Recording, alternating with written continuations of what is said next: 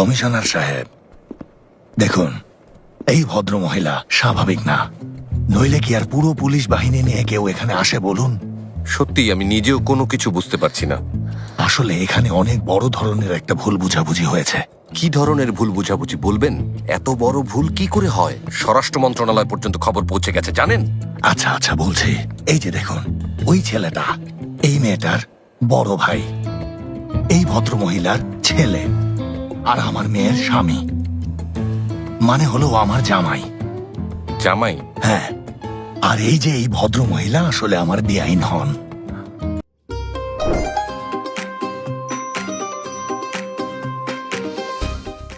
এই ছেলে মেয়েরা, তোমরা কিছু বলো।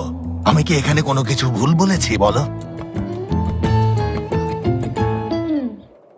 কমিশনার সাহেব, বলছিলাম যে রেইস বাবা, উনি আসলে আমার শ্বশুর হন। আমি, আমার স্ত্রী, ছোট বোন সেলিন আর আমার স্ত্রীর ভাই ওরহান। আসলে আমরা সবাই এখানে একসাথে ছুটি কাটাতে এসেছি, আর কিছু না। হায় আল্লাহ, কত জরুরি কাজ ফেলে রেখে এই ফালতু কাজের জন্য এখানে এসেছি।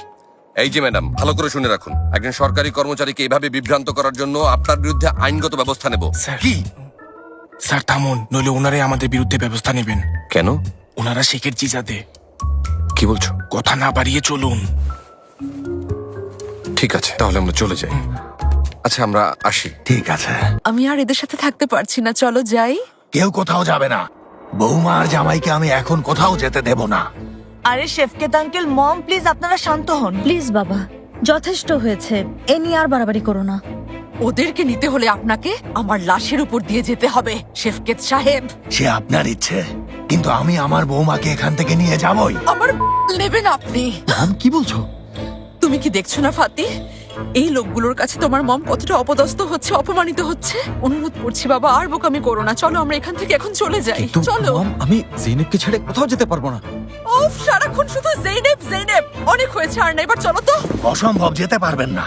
আমি আমার বৌমাকে কোথাও যেতে দেব না। দেখেছো, এখনো বৌমা ডাকছে।